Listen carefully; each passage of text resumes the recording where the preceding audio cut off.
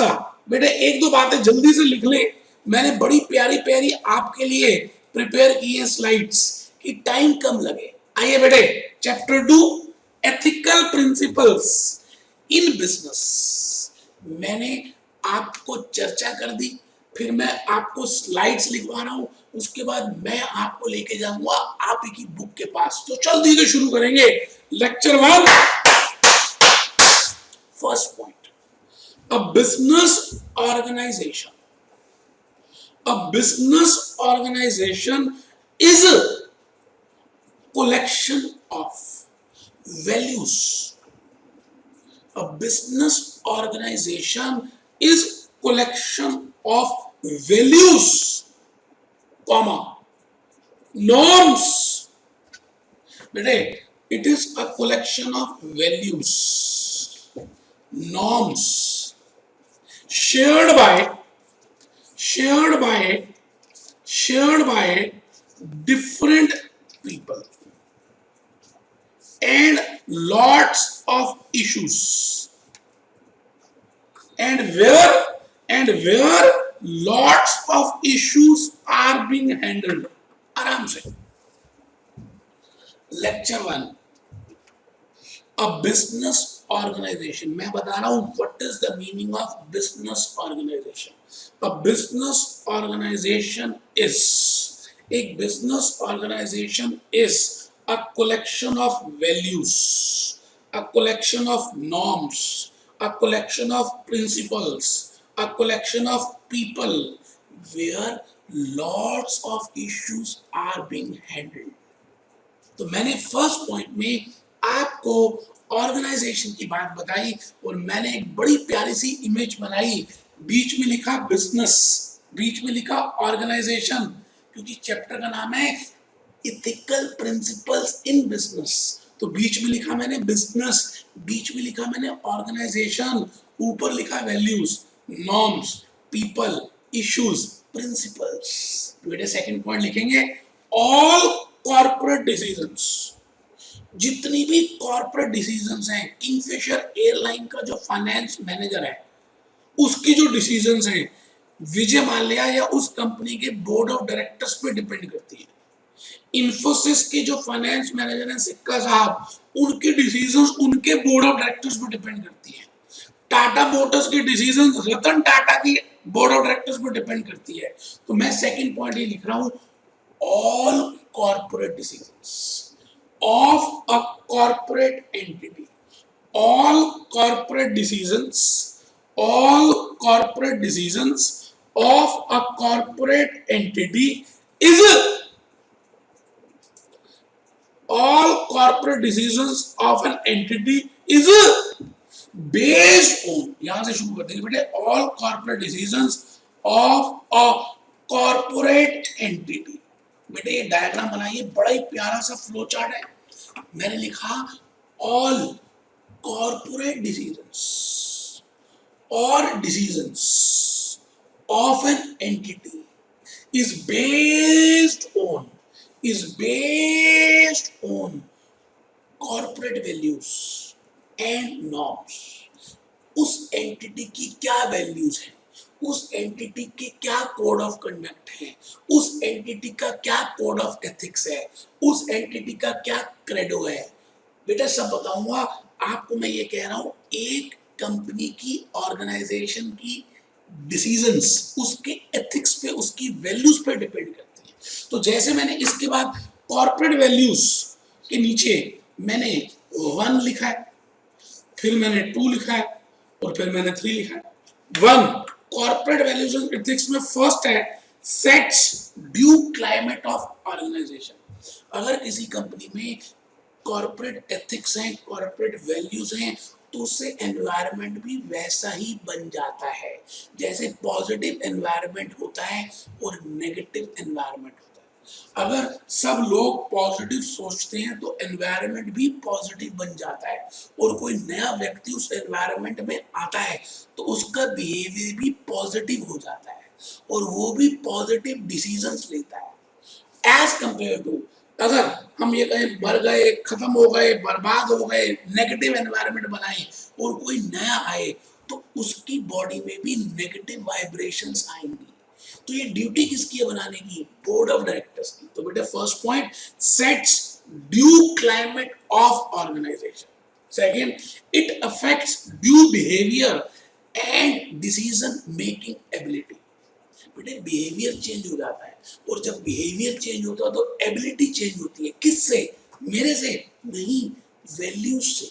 और इसके बाद देखिए, पहले से ये डिपेंड कर रहा है, फिर दूसरे से ये डिपेंड कर रहा है, and it is the responsibility of board of directors to put them into place. आराम से बेटे,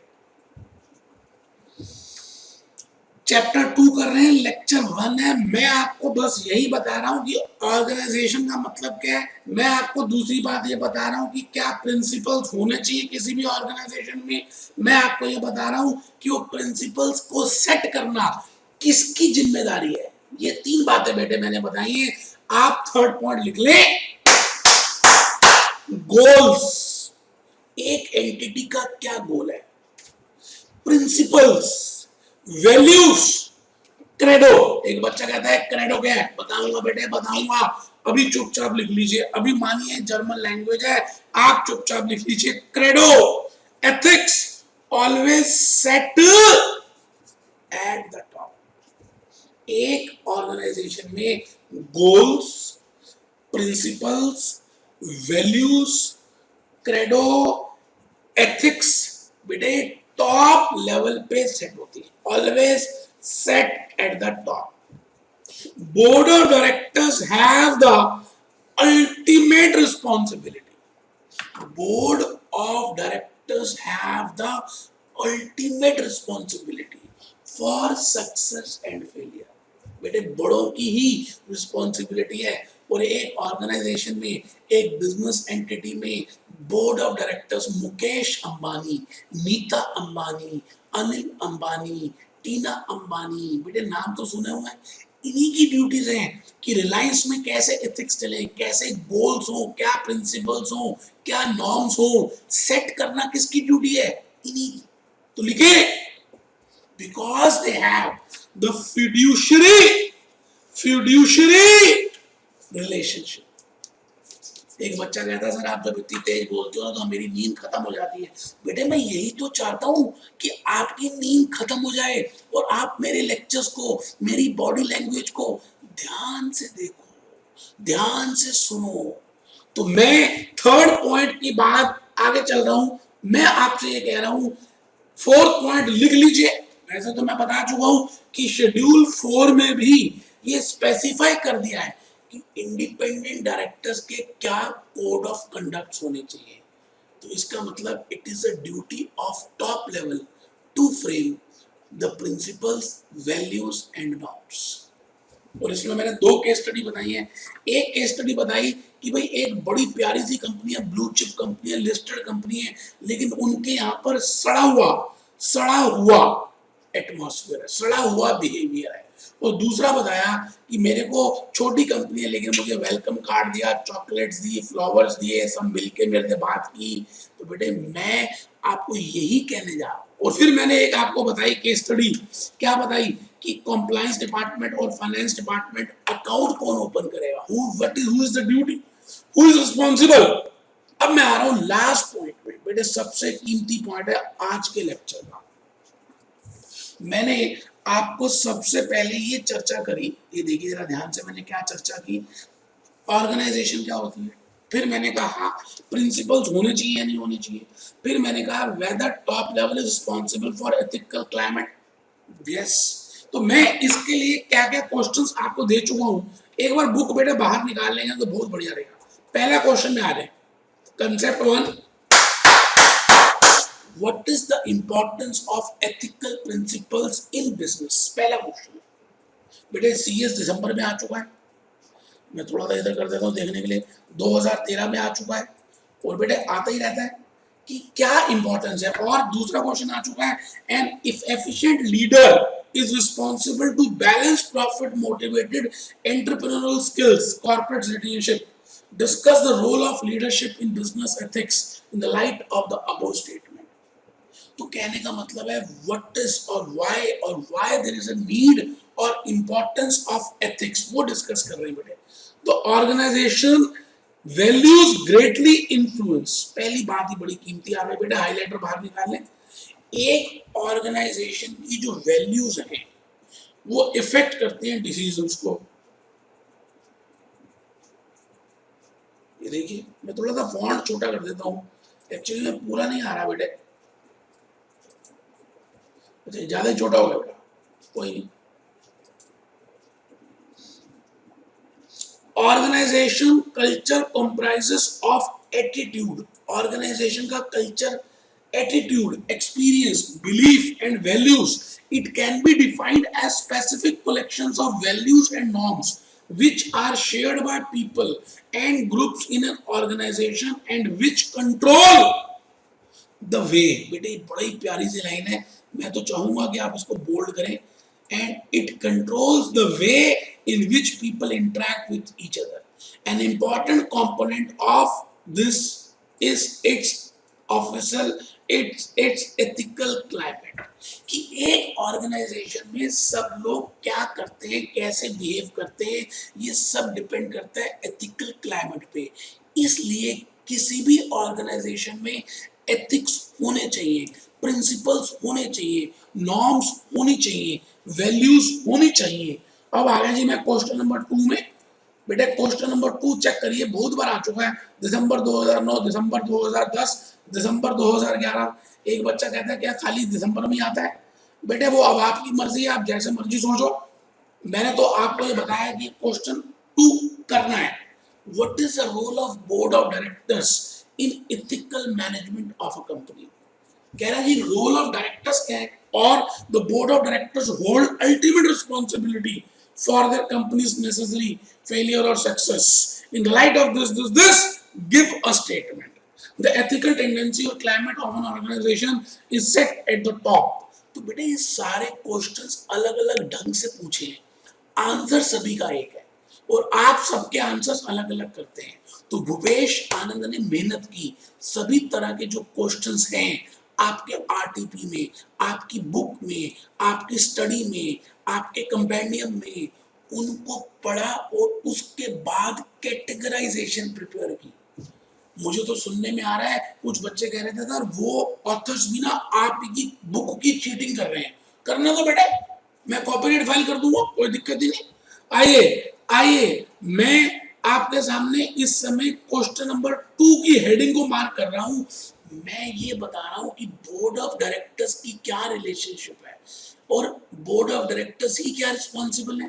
तो board of directors hold is ultimately responsibility, hold the ultimate responsibility for success or failure as far as the ethical climate and issues are concerned। ठीक है जी, following are the areas. बेटे बेटे इसका मतलब बोर्ड ऑफ डायरेक्टर्स की ही duty होती है to set a ethical climate in an organisation. The following areas are overseen by a board. अब आप चेक करिए बड़े सारे बोर्ड ड्यूटीज के हैं, बोर्ड की कमेटीज बनाना, एथिकल प्रैक्टिसेस के लिए एक एथिकल ऑफिसर अपॉइंट करना, उसके बाद रिप्रेजेंटेशन बाय सीनियर मैनेजमेंट करना, उनको डिस्क्लोज करना। This is the duty of top level, this is the duty of board of directors. तो ये कहना बिल्कुल ठीक है कि दैट इथिकल प्रिंसिपल्स के लिए, वैल्यूज के लिए, नॉर्म्स के लिए it is a responsibility of directors. अब मैं लास्ट पहलू पे चल रहा हूं और मैं चर्चा नंबर 4 शुरू करूंगा।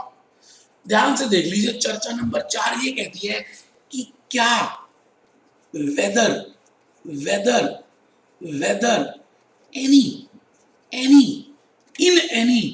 इन any organization, whether in any organization, whether in any organization, organization structure, organizational structure, organizational structure, organizational structure has has any any any relationship with ethics.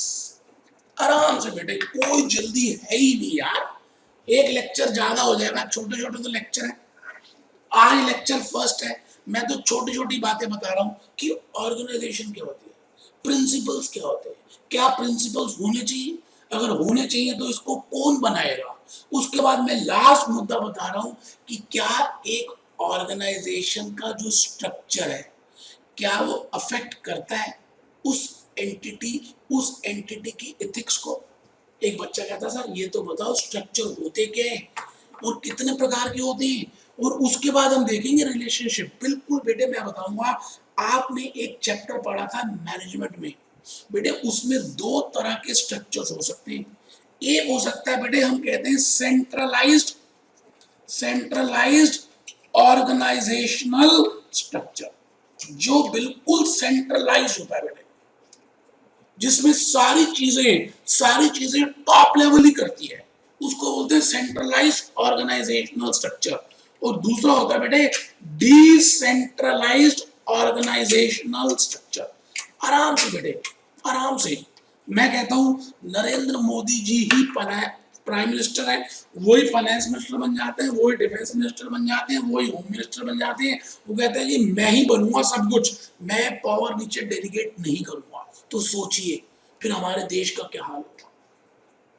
तो there can be two types of organizational structures, एक हो सकता है centralised और दूसरा हो सकता है डिसेंट्रलाइज्ड। मतलब जब नरेंद्र मोदी जी डिपार्टमेंट्स बनाए, अलग अलग मिनिस्टर्स बनाए और उनको रिस्पॉन्सिबिलिटी दे, भैया अब आप काम करो, तो आप लॉजिकली सोचें, Infosys, Ranbaxy, Nerolac paints, Fevicol Pidilite, ICSI, ICAI, बेटे इन सभी ऑर्गेनाइजेशंस में सोचिए जरा, सोचो जरा, सोचो मुझे क्या हुआ है। लव लव लव लवेरिया हुआ है बेटे। मुझे हो सकता है आपको भी पढ़ना है, आप मत लवेरिया करना। मैं आपसे ये कह रहा हूं there can be two types of organizational structures, एक तो सेंट्रलाइज होंगे और एक डिसेंट्रलाइज होंगे। सेंट्रलाइज कौन से होंगे? बनिया type company, Marwari type company, जहां के डायरेक्टर्स को लगता है कि लोअर लेवल तो इनएफिशिएंट है, इसलिए वो अपनी अथॉरिटी को डेलीगेट ही नहीं करेंगे, वो सारे डिसीजंस खुद लेंगे, रिस्की डिसीजंस भी खुद लेंगे, सारी रिस्पॉन्सिबिलिटी खुद रखेंगे, वो ना तो मिडिल लेवल और ना लोअर लेवल से कोई पावर डेलीगेट ही नहीं करेंगे, ना डिपार्टमेंट्स बनाएंगे। तो बेटे ऐसी कंपनीज में, ऐसी ऑर्गेनाइजेशन में एथिकल इश्यूज आ जाते हैं। क्यों? क्योंकि टॉप लेवल में और लोअर लेवल में गैप आ जाता है, there is a gap between top and lower level. तो बेटे if that is a centralized organizational structure company, तो इस कंपनी में there is a gap and there are different types of ethical issues जो pop up हो जाते हैं। But अगर मैं इसको कंपेयर करूं, अगर मैं कंपेयर करूं डिसेंट्रलाइज्ड, तो बेटे डिसेंट्रलाइज में क्या होता है, डिपार्टमेंट्स बनते हैं, अलग अलग डिपार्टमेंट्स को हम पावर्स दे देते हैं, वहां पर उनकी अपने कहीं ना कहीं पर्सनल मोटिव्स आ जाते हैं, क्योंकि अगर वो टारगेट अचीव करेंगे तो उनको उनको इंसेंटिव्स मिलेंगे। तो सभी ऑर्गेनाइजेशन के कुछ, सभी स्ट्रक्चर्स के कुछ पॉजिटिव्स हैं और कुछ नेगेटिव्स हैं। आंसर क्या है? क्वेश्चन क्या था? Whether organizational structure has any relationship with ethics. तो आंसर है yes, there is a relationship of organizational structure with ethics. तो बेटे क्लास नोट्स मैंने बड़े मेहनत से बनाए हैं। लास्ट पॉइंट है आज के लेक्चर का, मैं चाहूंगा कि आप ये लास्ट 6 पॉइंट जरूर लिखें, हेडिंग लिखें बेटे, रिलेशनशिप ऑफ। बेटे चर्चा कर रहे हैं, फिर क्लास नोट्स लिख रहे हैं, फिर हम बुक को देख रहे हैं, इससे बढ़िया तरीका कोई हो ही नहीं सकता।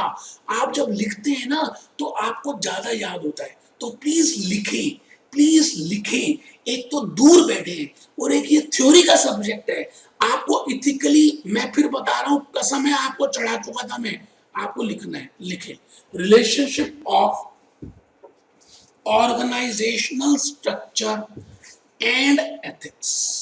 relationship of organizational structure and ethics. There are two types of organizational structures.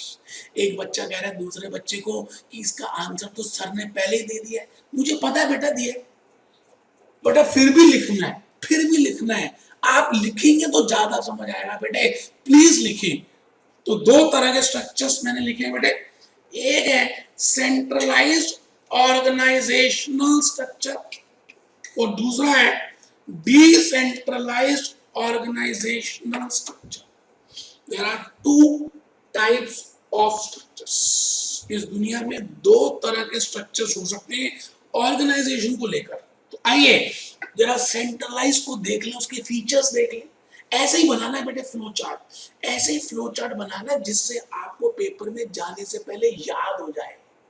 तो बेटे मैंने लिखा सेंट्रलाइज्ड ऑर्गेनाइजेशनल स्ट्रक्चर में पहला point, decision making and authority is eight the top. Mukesh Ambani के पास ही सब कुछ है, decision making and authority, decision making and authority is eight the top अगर वो सेंट्रलाइज है। दूसरा point, risky decisions and responsibility.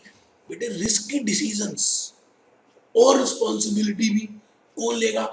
Digital जियो को 31 मार्च तक फ्री करें या इसको 30 जून 2017 तक फ्री करें या दिसंबर 2017 तक फ्री करें, ये डिसीजन रिस्की है, कौन लेगा? सेंट्रलाइज में मुकेश अंबानी। तो बेटे इसके दो फीचर्स आप लिख चुके हैं। थर्ड लिखिए, there is a gap between top and lower management. बेटे टॉप में और लोअर मैनेजमेंट में गैप होता है और उस गैप को फिलअप करते हुए कुछ इश्यूज आ जाते हैं। क्यों? क्योंकि सारी अथॉरिटी टॉप लेवल के पास होती है। तो लिख लें, and it raises some ethical issues. और लास्ट है, when lower level is inefficient. Centralized organization structure वहां पाया जाता है जहां पर टॉप लेवल को लगता है कि लोअर लेवल वाले निकम्मे हैं, इनएफिशिएंट हैं। तो इसका मतलब ऑर्गेनाइजेशनल स्ट्रक्चर का डायरेक्ट रिलेशनशिप है उस ऑर्गेनाइजेशन की एथिक्स के साथ। अब आइए बेटे डिसेंट्रलाइज्ड ऑर्गेनाइजेशनल स्ट्रक्चर, बड़ी मेहनत से बनाया बेटे, ऐसे ही स्लाइड्स प्रिपेयर करनी है जैसे मैंने बनाई है। मैं फिर रिपीट कर रहा हूं, मैं खड़ा हूं, आप बैठे हैं, लेकिन मैं आपको फिर कहता हूं आप लिखेंगे तो ज्यादा समझ आएगा। तो first point, decision activities are delegated to lower level. बेटे बेटे बेटे बेटे टू लोअर लेवल, नीचे वाले लेवल पे डेलीगेट की गई। Second, easily adopts external changes. एक बच्चा कहता है ये क्या मतलब हुआ? बेटे ये दुनिया बदल रही है, हर क्षण कुछ ना कुछ चेंज हो रहा है।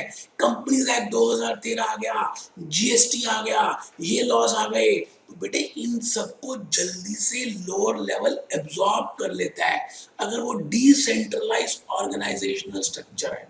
और अगर सेंट्रलाइज है तो फिर ये चीजें अडॉप्ट करने में टाइम लगता है।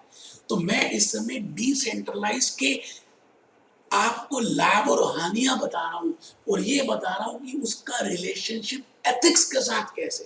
Third, there are different departments and incentives are given for targets. बेटे जब डिपार्टमेंट्स बनते हैं, sales department, marketing department, delegate करते हैं, डिसेंट्रलाइज करते हैं, सबके टारगेट्स हैं, तो सब लोग अपने टारगेट्स में ज्यादा ध्यान देते हैं क्योंकि वो उनके टारगेट्स अचीव होंगे तो उनको इंसेंटिव्स मिलेंगे।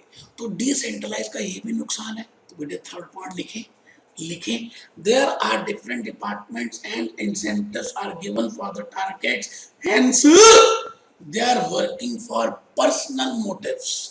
Personal motives. आइए बेटे बुक में बड़ा ही प्यारा सा इसको मैंने एक्सप्लेन किया है, एक मिनट के लिए। क्वेश्चन नंबर 3 में आ जाइए, हाउ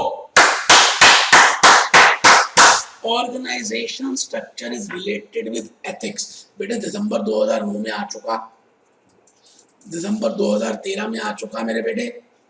अब देख लीजिए, मर्जी आपकी है। बेटे मैंने इस तरह की जो भी क्वेश्चंस आए पिछले आपके अटेम्प्ट्स में उन सबको पढ़ा, उन सबको सोचा और उन सबको एक साथ मेंशन किया, क्योंकि उन सबके आंसर्स तो एक ही है। तो आइए मैं सीधा आंसर की तरफ बढ़ रहा हूं। मैं कह रहा हूं, लिखा हुआ है जी, an organisation structure is important. तो पहली बात तो मैंने लिख दी, एक ऑर्गेनाइजेशन का स्ट्रक्चर इंपॉर्टेंट होता है। In a centralized organization, decision making is concentrated, ये तो हमें पता चली गया, to top level and very little authority is delegated, ये तो फीचर बता दिया। Responsibility both rest with top level, बिल्कुल ठीक है जी। The structure usually that high risk decisions, it is also suitable for organizations in which production process are routine, ठीक है जी। Because of this, अब देखिए, distance between top level and middle level will be there, क्योंकि distance होगा तो वहां पर ethical issues आने की संभावनाएं होंगी। तो टॉप लेवल के प्लस भी है, टॉप लेवल के माइनस भी है। इसी तरह से सेंट्रलाइज के प्लस भी है, सेंट्रलाइज के माइनस भी है। इसी तरह से नीचे डिसेंट्रलाइज ऑर्गेनाइजेशन के बेटे फायदे भी है, नुकसान भी है। तो मैं ये कहना चाहता हूं कि ऑर्गेनाइजेशनल स्ट्रक्चर का सीधा साधा नाता है एथिक्स के ऊपर। तो आप आज लेक्चर 1 मैं यहीं पे कंप्लीट करूंगा बेटे, आपने अच्छी तरह से करके जाना है। मिलते हैं नेक्स्ट क्लास में।